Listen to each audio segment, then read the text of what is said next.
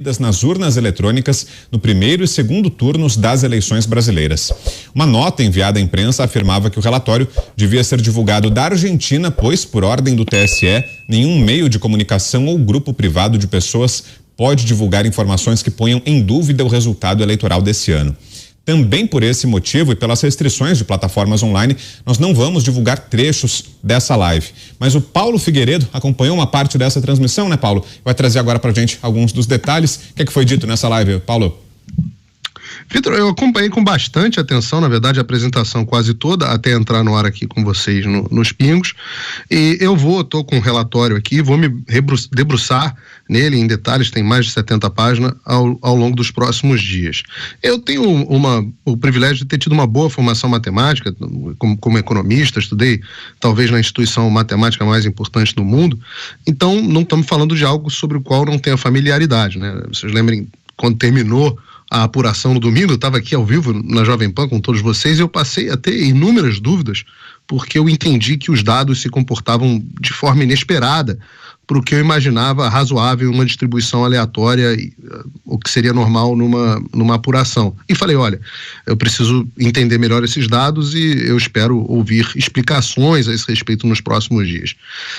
As explicações não vieram e começaram a surgir muitos outros pontos dignos de atenção na internet. Eu, de forma alguma, que vou descumprir a determinação do TSE e as políticas do YouTube, questionando as nossas urnas e o nosso sistema eleitoral. Não é isso que não se trata disso aqui, então vocês me permitam ter um comedimento que é cabível, né, no estado totalitário aqui que nós vivemos, mas eu acho que tem certas coisas aqui que eu posso reportar a vocês. O ponto principal que me trouxe bastante surpresa nessa apresentação foi ver que, segundo as pessoas que apresentaram esses dados, e é importante dizer que eu não sei quem são essas pessoas e eu sequer sei se os dados que eles estão apresentando são verdadeiros e corretos, mas eles explicaram que o Brasil tem dois tipos de urna. Uma antiga, que não foi auditada, e uma nova, que foi auditada. Até aí não tem nenhuma surpresa, isso já tinha sido objeto de discussão das Forças Armadas com o TSE. O TSE já tinha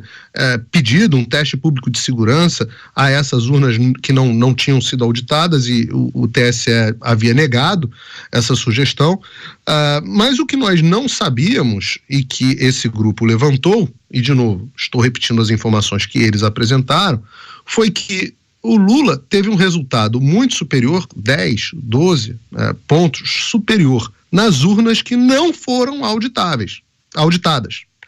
As urnas antigas que o Brasil já fez as outras eleições. Nestas urnas antigas, o resultado do Lula foi muito superior.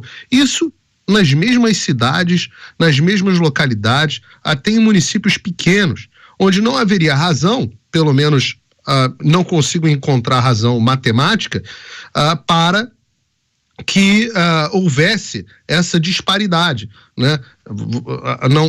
Deveria haver na amostra, deveria haver uma disparidade muito grande na distribuição das urnas para justificar esse tipo de coisa.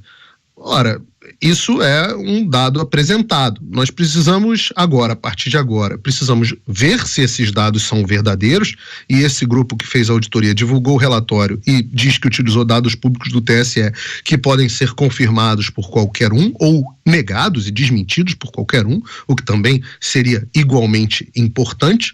E eu acho, e esse é um ponto que eu venho chamando a atenção aqui há bastante tempo, que existe uma maneira muito fácil de sanar os problemas, que pessoas tenham que sair do Brasil para fazer questionamentos. Vejam, pessoas têm que sair do Brasil, fizeram a apresentação na rede Getter, né, que não está com a mesma política do que o YouTube.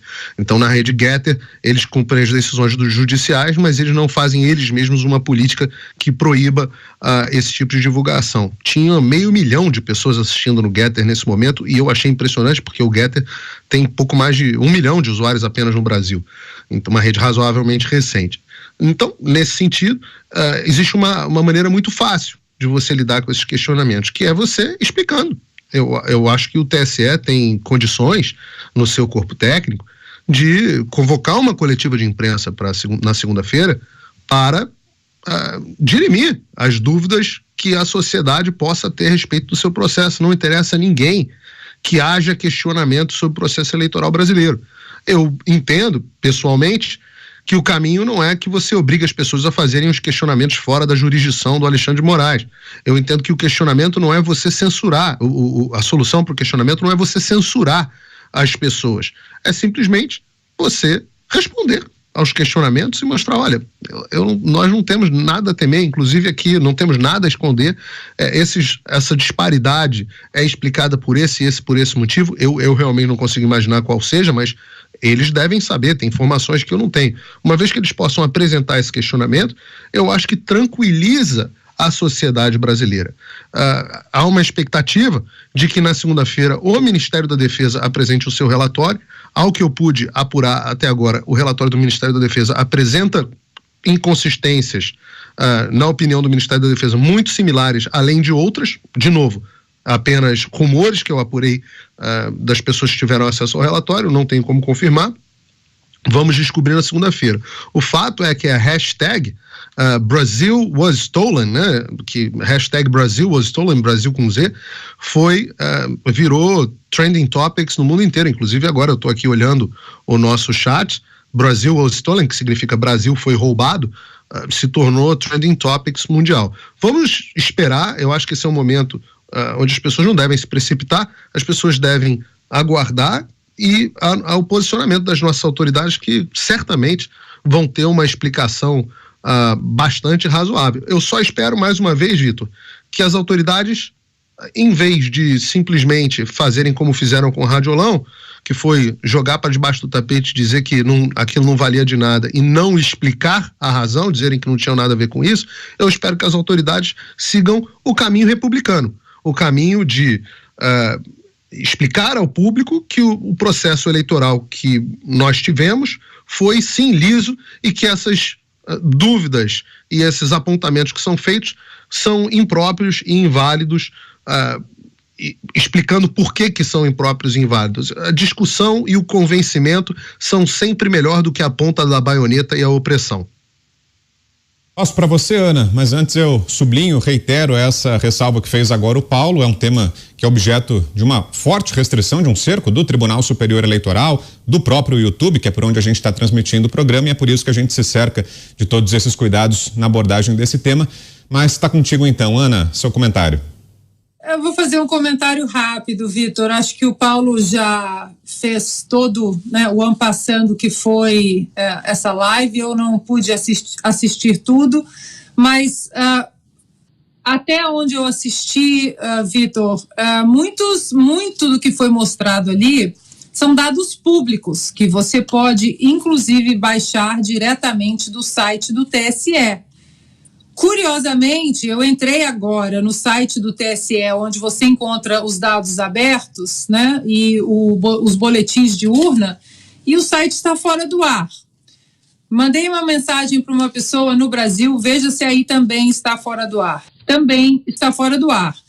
Deve ser algum problema técnico que eles devem estar atualizando, enfim. Agora, a questão aqui é que o establishment, o consórcio, né, o conglomerado judiciário, STF / TSE, imprensa, partidos de oposição, eles sufocaram o debate público nos últimos 2 anos no Brasil. Não podemos falar de vacinas, não podemos questionar, porque todo mundo tinha dúvida. As vacinas, por exemplo, elas foram ditas aí que quem tomasse a vacina não se contaminaria e não transmitiria o vírus. Hoje nós sabemos que não é isso, e o próprio Anthony Fauci aqui nos Estados Unidos admite. A própria Rochelle Walensky, que é a diretora do CDC, admite realmente quem toma a vacina pode transmitir e pode ser contaminado. E isso foi cerceado. Não podemos falar das fraudes, das possíveis fraudes, com grandes evidências e diferentes evidências em vários estados da eleição presidencial aqui nos Estados Unidos. Isso num contexto global.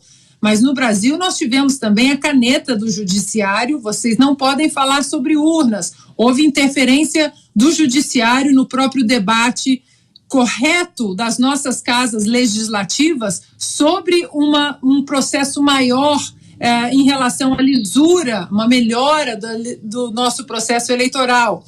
Isso também foi sufocado. Agora, os resultados das eleições também estão sendo sufocados, né? O debate em si. O questionamento e o perigo é esse, Vitor, é a censura. Nós não podemos sequer falar durante a campanha presidencial de fatos que aconteceram, que estão aí recheando páginas e páginas da história do mundo. A própria relação do Partido dos Trabalhadores com ditadores da América Latina, com ditadores da África, isso não é nenhum segredo de justiça. Tudo está documentado, isso foi cerceado. Houve uma censura prévia em cima de um documentário que sequer foi lançado. Não podemos adjetivar o que estava na boca do povo, o que sabemos que de fato acontece. Ouvimos do senhor ministro Alexandre de Moraes nenhum voto que, apesar das premissas verdadeiras, eles iam ter que censurar para que o povo não concluísse conclusões falsas, ou seja, conclusões que eles não queriam que fossem tiradas.